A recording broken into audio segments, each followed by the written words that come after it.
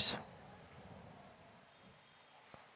वर्धमान स्वामी के शासन में हम सभी विराजते और उनकी ये पावन पीयूष देशना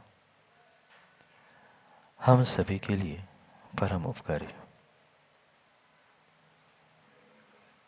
अनादिकाल से हमारी आत्मा में जो जन्म, जरा और मृत्यु रूपी रोग लगा, उन रोगों का उपशमन करने वाली कोई परम औषधि है तो वह एकमात्र यह जिनवाणी है। भव्यात्मा आचार्य भगवंत सोमप्रभ स्वामी कई महीनों से हमें भाग लेने की शिक्षा दे रहे थे। पहले दिन से उन्होंने कहा था कि भाग लो, पर क्या करें, जीवों ने पंडित जी अर्थ का अनर्थ कर दिया और मिले हुए साधनों का दुरुपयोग करते हुए जीवन में भाग लेने की जगह जीवन से भाग गया। सच्चे देवशास्त्र गुरु की सन्निधि में भाग लेने की जगह वो उसको ही छोड़कर भाग गए। क्या करे जीव आज तक भगवान की, दिगंबर मुनियों की, उनके वचनों के अभिप्रायों को नहीं समझ पाए, जबकि शब्द यही था भाग लो। पर समस्या ये है कि व्यक्ति अपने मन का अर्थ निकालना जानता है। शब्दों में कोई ताकत नहीं होती कि वह अपने अर्थ को कह पाए। शब्द तो पुद्गल है, जो जैसा लिख दिया वह वैसा ही है। शब्द कभी नहीं कहता, अक्षर कभी नहीं कहता अयम अर्था, मेरा अर्थ ये है, मैं ऐसा हूं, मेरा अभिप्राय ये है। ये शब्द नहीं कहता, कहने वाले कोई और होते हैं। शब्द तो मात्र माध्यम, साधन होते। ये समझदार व्यक्ति का कार्य हुआ करता है कि कहने वाले के अभिप्राय को अपने अभिप्राय के साथ समझने की आवश्यकता है। व्यक्ति ने अपने अपने अभिप्राय से अपने अपने शब्द का संग्रह, और शब्द का संग्रह क्या, माँ आज के मनुष्यों ने, पंचम काल के जीवों ने तो क्या कह दूँ, अपने अपने अभिप्राय से ग्रंथ शास्त्र तक लिखना प्रारंभ। अपने ही मन से जो शब्द समझ में आया, जैसा जिसका अर्थ समझ में आया, उसका वैसा अर्थ किया, वैसा ही व्याख्यान किया, वैसा ही लिपिबद्ध किया और प्रचार प्रसार यही किया कि हम बहुत धर्मात्मा हैं, हम बहुत ज्ञानी हैं, हम बहुत सच्चे देवशास्त्र गुरु के बहुत बड़े भक्त हैं। अभी जीवों को बहुत कुछ समझने की आवश्यकता है। पंडित जी, इतना आसान नहीं है माँ धर्मात्मा बन जाना। जितना आज तथाकथित जीव अपने आप को भक्त, शिष्य और धर्मात्मा कह के पुकार रहे हैं ना, इतना आसान भीतर का धर्मात्मा बनना है ही नहीं। जीव मात्र दिखावे का जीवन जी रहा है और शायद इसी कारण से वह जीवन से और सच्चे देवशास्त्र गुरु से भाग ले रहा है, उनके साथ उनके सन्निधि में भाग नहीं ले पा रहा। पल पल, प्रतिदिन, प्रति समय हमें सोमप्रभ स्वामी आज तक समझाते आए कि जीवन की थोड़ी सी कला तो सीख लो। कब, कहाँ, कैसे बोलना, कैसे उठना, कैसे चलना, क्या खाना, इसका ही विवेक तुम्हारे पास नहीं है तो बीमार तो पड़ोगे। खाने पीने का विवेक नहीं है, कौन से मौसम में क्या खाना, माँ भोजन बदला कि नहीं? 15 दिन पुराना भोजन आज नहीं बन रहा, और 15 दिन बाद और भोजन बदल जाएगा। क्यों? महाराज मौसम बदल रहा है। जब मौसम बदला जाता है, मौसम बदलता है, तो समझदार व्यक्ति भोजन बदल देता है। फिर मौसम बदल रहा है, हम अपने भाव, अपनी भाषा नहीं बदल पाए, हम अपने जीवन को, अपने परिणाम, अपने परिणति को नहीं बदल पाए। बीमार क्यों नहीं होंगे? बीमार तो होना ही पड़ेगा। बेंगलोर वाले भैया, क्यों बीमार होता है? क्यों बीमार होता है? कहीं न कहीं वह मौसम परिस्थिति को नहीं समझता, चाहे बाहर का मौसम हो, चाहे भीतर का मौसम हो। दोनों मौसम को अगर जीव समझ ले तो कभी कभी बीमार नहीं पड़ता। बिल्कुल जीव ने अगर अंतरंग और बाहर के मौसम को समझा है तो जीवन में वो कभी दुखी हो ही नहीं सकता। कहीं ना कहीं गलती हो रही है अभिप्राय को समझने के लिए, कहीं ना कहीं गलती हो रही है दूसरों के भावों को, दूसरों की क्रियाओं को समझने में, और अनजाने में कहीं ना कहीं विपरीत प्रतिक्रिया व्यक्ति कर बैठता है, फिर जिंदगी भर पछताना पड़ता है। क्या करें? कई मौके ये जिंदगी आपको सुधारने के लिए देती है। एक नहीं, दो नहीं, तीन नहीं, इंजीनियर साहब, कई मौके जिंदगी पल पल आपको सुधारने के लिए देती है। ये इंसान तो निमित्त मात्र होते हैं कि इसके कारण मिला, उसके कारण मिला। ये आपका ही पुण्य पाप, आपकी स्वयं की जिंदगी आपको पल पल सिखा रही है कि राम जी सुधर जाओ। पल पल मौका मिलता है, हर समय हमें मौका मिलता है, पर कितना मौके को हम समझ पाए, मिले हुए मौके के अभिप्रायों को समझकर हम अपनी जिंदगी को, अपने आप को कितने सुधार पाए? नहीं सुधार पाए। मां सुधारना होगा अपने भावों को, अपने परिणामों को, अपनी परिणति को, अपनी नीति, अपनी रीति, सबको बदलना होगा। सबको बदलना होगा। आज आप अपने आप को नहीं बदलोगे, ध्यान रखना, समय पे आज आप अपने आप को नहीं बदलोगे, कल समय तुम्हें ऐसा बदलेगा, समय तुम्हारे लिए ऐसा बदल देगा, समय ऐसा बदल जाएगा कि फिर तुम अपने आप को क्या, किसी को भी मुंह दिखाने के लायक नहीं बचोगे। जब समय मिला है, मौका मिला है, हम उस समय और मौकों का सदुपयोग क्यों नहीं उठा पाते? क्यों भाग जाते? मत भागो अपने जीवन से। चाहे दुख के दिन हो, चाहे सुख के दिन हो, चाहे अच्छे बुरे जितने भी दिन हो, प्रत्येक जिंदगी के पल में कहीं ना कहीं भाग लेने का पुरुषार्थ करो और उन समस्याओं से भी कुछ नया सीखने का प्रयास करो। व्यक्ति भाग जाता है, हिम्मत हार जाता है, बस अब तो बहुत हो गया, अब तो हम भगवान के पास जाएंगे नहीं। क्या किया भगवान ने मेरे लिए? क्या किया गुरु ने मेरे लिए? क्या मिला मुझे जिनवाणी का इतना स्वाध्याय करने से? ये भूल है आपकी, ये भूल है आपकी।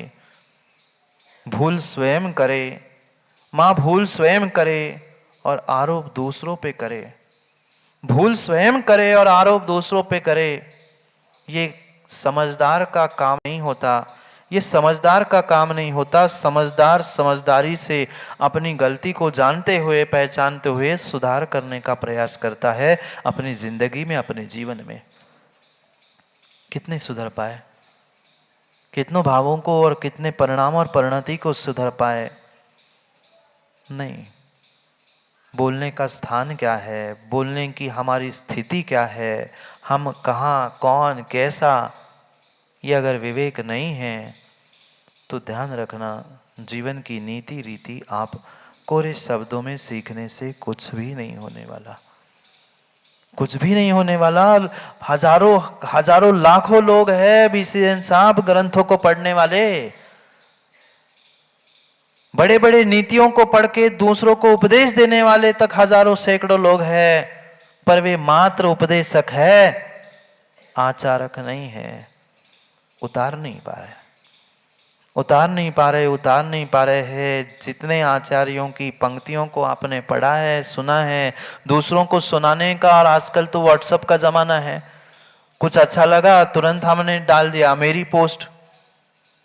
वहां तो हम दुनिया को तो जगा रहे हैं, दुनिया को तो समझा रहे हैं, ये ऐसा वो वैसा। मैं कैसा, मैं कैसा? कभी यह प्रश्न चिन्ह अपने आप से किया?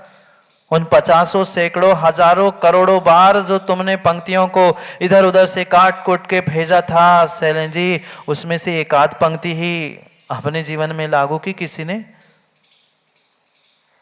नहीं की, नहीं की। जीव अपने जीवन में झांकना नहीं चाहता, अपनी नीति अपनी रीति बदलना नहीं चाहता, और दूसरों की नीति रीति को देखकर उंगली उठाना मां बहुत आसान होता है।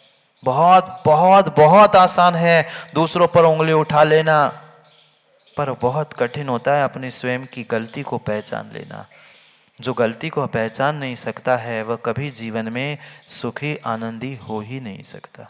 दिखावा कर लो, कितने ही सुंदर आभूषण, कितने ही सुंदर वस्त्र पहन के दिखावे कर लो, पर उससे भीतर का सुख मिलने वाला नहीं है। भीतर का सुख मिलने वाला नहीं। किसी दूसरे के साथ छल नहीं कर रहे हैं, मां दूसरे की बुराई नहीं कर रहे हैं, दूसरे का घाटा होने वाला नहीं है। विश्वास मानो, विश्वास मानो। अगर किसी का नुकसान है तो आपका स्वयं का है। दया है, करुणा है निर्ग्रंथ गुरुओं के प्रति, ठूस ठूस के भरी है। इसलिए बार बार कहते हैं कि भाई हम तो सुधर ही गए, हम सुधरने का और प्रयास कर रहे हैं, पर आप भी श्रावक हो, धर्मात्मा मानते हो, तो थोड़ा सा और सुधारने का प्रयास करो ना। इतना प्रयास किया कि सब काम छोड़ के सुनने के लिए आए, ये भी बहुत पुरुषार्थ था, पर मात्र इतने पुरुषार्थ से काम नहीं बनेगा, और भी तो कदम बढ़ाओ। सुनते सुनते वर्ष क्या, कई वर्ष, कई भव बीत गए, पर सुधार कितना कर पाए? थोड़ा सा भी सुधार कर लेते ना, थोड़ा सा भी सुधार कर लेते ना, तो कल्याणमल जी कब का कल्याण हो जाता जीव का। पर नहीं चाहते। कितना ही श्रृंगार मां कर लेना। अभी त्योहार गया ना, दिवाली हुई, कई सारे आभूषण, कई वस्त्र, कई सारे वह पता नहीं क्या क्या पहन कर, कितने दिखावे करने के लिए हम सच्चे देवशास्त्र गुरु के पास भी पहुंचे। पर ये कभी सोच पाए कि ये दुर्लभ, महादुर्लभ ये मनुष्य पर्याय जो चारों गतियों के आभूषण रूप थी, सर्वोत्कृष्ट थी, क्या उस मनुष्य पर्याय को प्राप्त करने के बाद मनुष्य पर्याय को कभी हम आभूषण बना पाए? नहीं बना पाए। ना कुलभूषण बन पाए, ना देशभूषण बन पाए, ना अपने जीवन के आभूषण बन पाए। बस प्रदूषण, मात्र प्रदूषण करते रहे। शब्दों का कर लो, भावों का कह दो, परिणाम परिणति का कह दो, पर प्रदूषण के अलावा और कुछ नहीं किया। हमें अपने जीवन को, अपने आप को, अपने मिले हुए मौकों को आभूषण बनाना था। उससे हमारे पर्याय की, इस मनुष्य पर्याय की शोभा थी, पर कितनी शोभा बढ़ाई हमने धर्म की, हमारे धर्म आयतनों की, जहां उनके आभूषण, जिनकी शोभा बढ़ाने का समय आता था, वही कहीं न कहीं हम प्रदूषण करने के लिए पहुंच गए। नहीं पहुंचे। अपनी भीतर की जिंदगी को समझ लेना, दूसरों को मत झांकना। बहुत समय बीत गया दूसरों को समझाते कहते थे, अपनी स्वयं की जिंदगी के बारे में सोचो कि क्या हमने किया और क्या कुछ नहीं किया। कितना तीव्र पुण्य का उदय था, कितना तीव्र पुण्य का उदय था। खोटे काल में जन्मे, ठीक है, पाप का उदय था, पर उसमें भी मनुष्य पर्याय मिली, मनुष्य पर्याय में भी उच्च गोत्र मिला, अच्छा कुल मिला, अच्छा धर्म मिला, सच्चे देवशास्त्र गुरु हमें सहजता से मिल रहे। फिर भी कितनी कीमत, फिर भी कितनी कीमत है।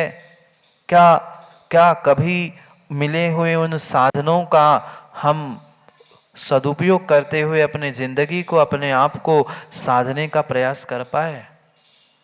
नहीं। मात्र पूजा में पढ़ते रहे। मां पढ़ते होंगे ना देवशास्त्र गुरु की पूजा करते हुए, देवशास्त्र गुरु रतन शुभ तीन रतन करतार। मात्र वहां हाथ जोड़ के कहते हैं देवशास्त्र गुरु रतन शुभ, और जैसे ही कोई पड़ोस का आदमी कह दे रतन सस्ते में मिल रहे हैं, अब वो देवशास्त्र गुरु गए, क्यों लिप्टन कितने रत्न? वो पुद्गल के रत्नों की तो हमें कीमत है, पर रत्नत्रय धारियों की और रत्नत्रय धारण करके जो 3 लोक के रत्न बने, उनकी कितनी कीमत है। उस जड़ रत्नों के, जड़ आभूषणों की तो हमें पल पल कीमत है। कितनी कितनी कीमत उस एक पल जड़ रत्नों की और जड़ आभूषणों की हुआ करती है। पर क्या ये जो हमें आभूषण के रूप में मिले थे, उनका सदुपयोग हम कर पाए? नहीं कर पाए, नहीं कर पाए। तीव्र तीव्र तीव्र पुण्य के उदय में, तीव्र पुण्य के उदय में ही ये मनुष्य पर्याय, ये हाथ, ये पैर, ये सर, सब कुछ व्यवस्थित मिला था। ध्यान रखना, बिना पुण्य के उदय से, बिना पुण्य के उदय से ये मनुष्य पर्याय नहीं मिलती, और बिना पुण्य के उदय से निरोग शरीर भी नहीं मिलता। जाके देखो अस्पतालों में, आप तो देखते होंगे, जाके देखो अस्पतालों में, जाके अस्पतालों में देखो कैसे बिलक रहे, कैसे चिल्ला रहे, कैसे गिड़गिड़ा रहे हैं। तुम्हें निरोगता मिली, इतना सब कुछ मिला, इतना सब कुछ मिला, पर कितनी कीमत है।